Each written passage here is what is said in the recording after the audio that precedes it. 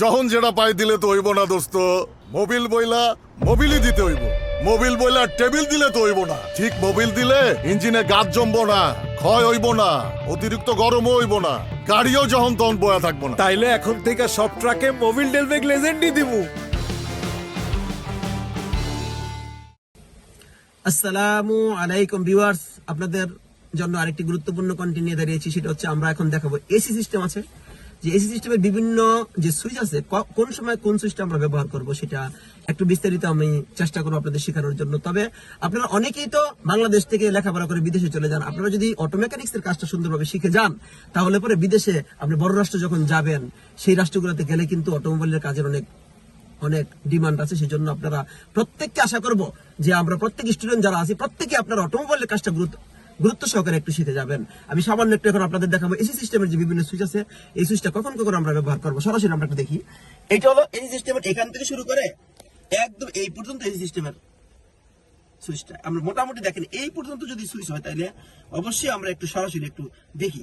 দেখেন সুইচ যদি আপনি এটা অন করেন তাহলে কি হবে, এসি কাজ করার কিন্তু করবে না। এসি সুইচ এটা দিলে এসি ঠান্ডা হবে না, তা নাহলে কিন্তু শুধু খালি কম্প্রেসর করবে।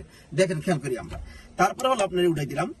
দেখেন এই যে এসি সুইচ অন করার পরে যখন বাতাস হবে তখন দেখেন বাতাসটা যখন আমরা এখানে রাখি তখন শুধু খালি মুখের মধ্যে বাতাস যাবে।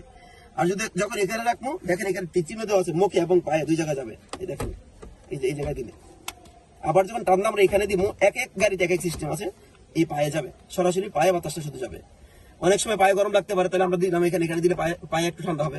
তারপরে আপনারা মনে করেন যখন এখানে দিবেন যে এই জায়গাটা দেখছেন, এই জায়গাটা যখন আমরা দিলে তখন পায়ে ঠান্ডা একদম অনেক ঠান্ডা হবে। ঠিক আছে, দেখতে পাচ্ছেন যে ঠান্ডা হওয়ার জন্য, শুধু পায়ে বেশি করে ঠান্ডা হওয়ার জন্য, পায়ের আরো বেশি ঠান্ডা হওয়ার জন্য এটা দেওয়া হয়। দেখেন আর এইখানে একটা জিনিস দেখতে পাচ্ছেন যে এইটা যখন আমরা দিব কখন, যখন আমরা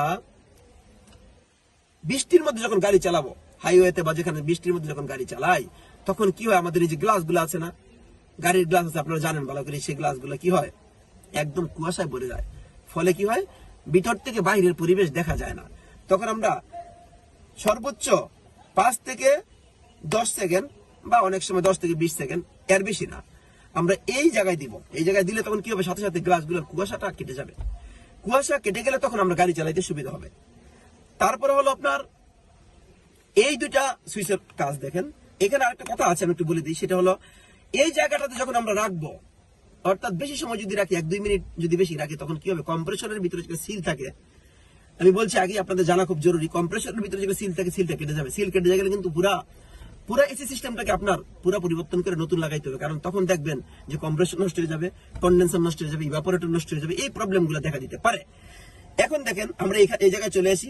এই জায়গার ভিতরে যখন আপনি এখানে দিবেন সুইচটা, যখন আপনি এখানে দিবেন, তখন ভিতরের বাতাস দিই, অর্থাৎ যে সমস্ত জায়গার ভিতরে আপনার ধুলাবালি থাকে, যে সমস্ত এলাকা, যে মরুভূমি এলাকা, সৌদি আরব হতে পারে, মরুভূমি এলাকার ভিতরে যখন ধুলাবালিতে বাইরে থাকবে, তখন এই জায়গায় দিলে তখন কি হবে, গাড়ির ভিতরের বাতাস দিয়ে এসিটা ঠান্ডা হবে। যখন এখানে দিবেন আস্তে আস্তে বাড়বে, আস্তে আস্তে এটা বাড়তে থাকবে।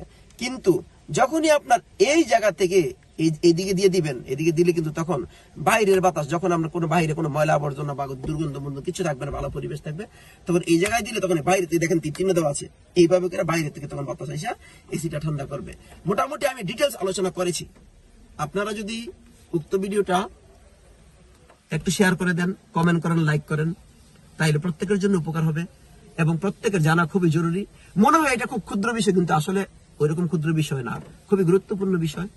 এই এসি সিস্টেমের ভুলের কারণে কিন্তু আপনার এসির কম্প্রেসর, কন্ডেন্সার, ইভাপোরেটর এগুলো চলে যেতে পারে। সুতরাং আপনারা এই ভিডিওটা বারবার দেখবেন আশা করি, এবং প্রত্যেকে শেয়ারের মাধ্যমে এটা ছড়িয়ে দিবেন। ধন্যবাদ সবাইকে।